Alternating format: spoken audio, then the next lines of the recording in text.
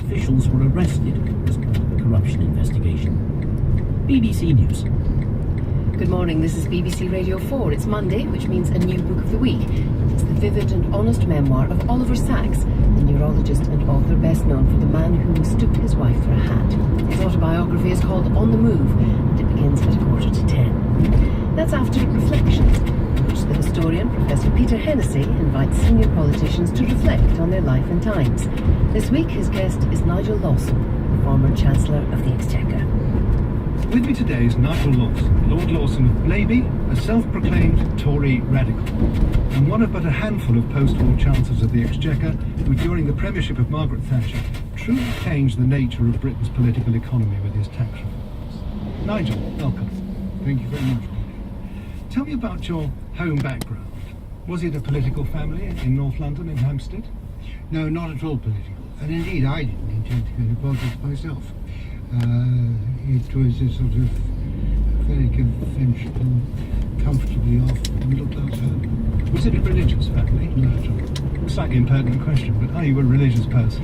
No, I'm not. I used to think about these things and didn't come to any conclusion. Then when I became an undergraduate at Oxford, reading mainly philosophy, but it wasn't mainly because of that. I thought about it very hard, and I used to discuss these things very deeply with a number of my Catholic friends in particular.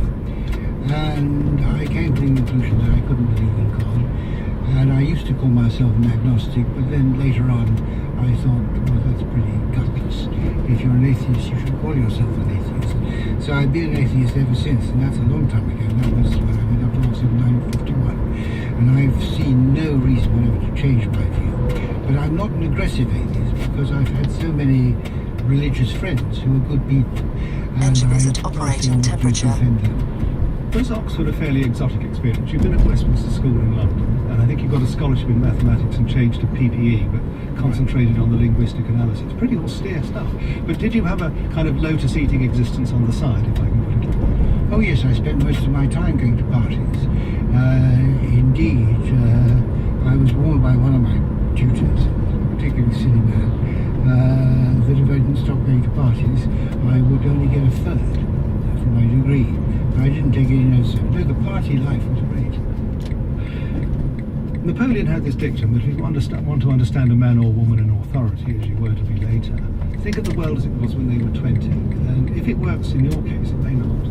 It was the gradual ending of austerity, the Attlee government was just over, Churchill setting the people free and all that.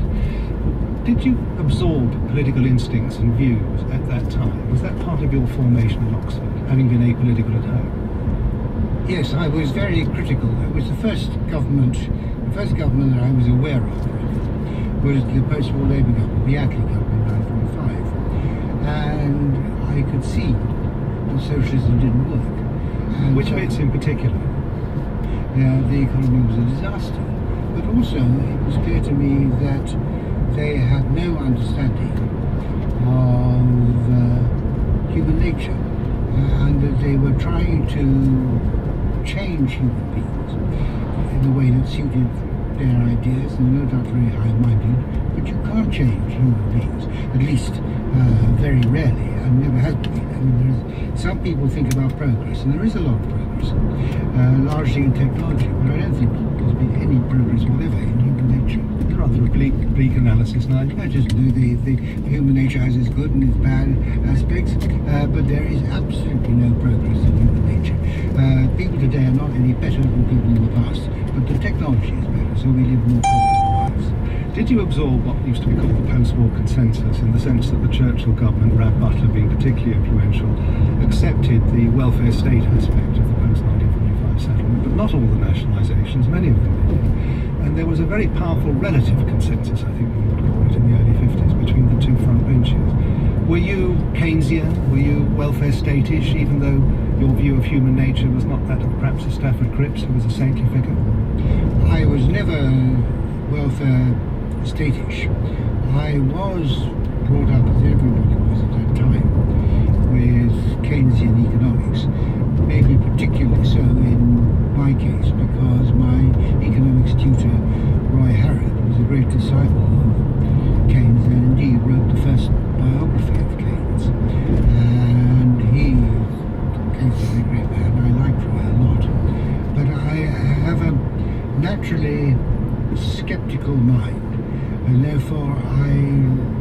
never did take when I was young, whatever my tutors told me, I thought, I'll reserve judgment. That was the only economics I knew at the time. And then as time passed, and it was clear that the Keynesian policies, which were being pursued at that time by the governments of both parties, were not outstandingly successful. And this was a very sad thing for this country. We had won the war, and we thought we could be successful in the peace after. And we were markedly unsuccessful in the economic sphere, and it was a great concern. We had growth and we had full employment in the 50s, however. It began well, but it rapidly went south in the 60s. So it's the 60s. Bad time. It's the 60s when you began to realise that there may be some flaws in it. That's right. In a very interesting lecture in 1988 at the Centre for Policy Studies, The Tide of Ideas from Attlee to Thatcher, you talk about the two great weather systems in post-British politics, the Attleean settlement, the mixed economy welfare state, Mrs Thatcher's rolling back the state, and to some degree the welfare state, really touching the health service. Do you think those are still the great weather-making premierships of our post-war politics? Yes, I do. It is quite clear that the Attleeite settlement long outlived the Attlee government, and this was largely the broad lines of that were largely followed by the subsequent Conservative government. Winston Churchill was not particularly happy with it, but he was only a shadow of his former self when he was post-war Prime Minister. But the rest of the Conservative government were accepted this as a change, because there's been this theory that somehow, this belief that somehow that the depression of the 1930s had destroyed the old idea of the capitalist free enterprise economy. And indeed, it was said the depression of the 1930s was a terrible experience. But I think the analysis of why it happened was, but that was the conventional analysis, and it was on that basis that the Attleeite settlement wasn't really rejected at all by the Conservative Party, the successive Conservative governments. And it was not until Margaret Thatcher came into office in 1979 that a radical change was introduced, and it was a radical change, and the subsequent Labour government in effect endorsed that. Tony Blair basically endorsed it, and so it has survived in the way that for a long time the Attleeite settlement survived. And these are the two great weather changes, to use your expression, Peter, in post-war British politics. It intrigues me what you just said, because one of your strong characteristics, Nigel, if I may put it this way, is you cannot see a consensus without wanting to biff it. You don't like going with the tide of ideas if you think that people are getting carried away with an orthodoxy. And yet your time as Mrs Thatcher's Chancellor, particularly those tax changes, which have been only partially reversed, means that you're one of the architects of the current consensus. But that's what I sought to be. I was not anti-consensus. Margaret was.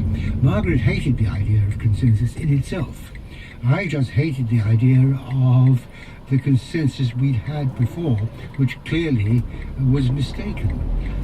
No, I did hope that there would be a consensus around what you might call Thatcherite policies. I very much hope that, because after all, when you're in government, you are working very, very hard, and you're trying to achieve something.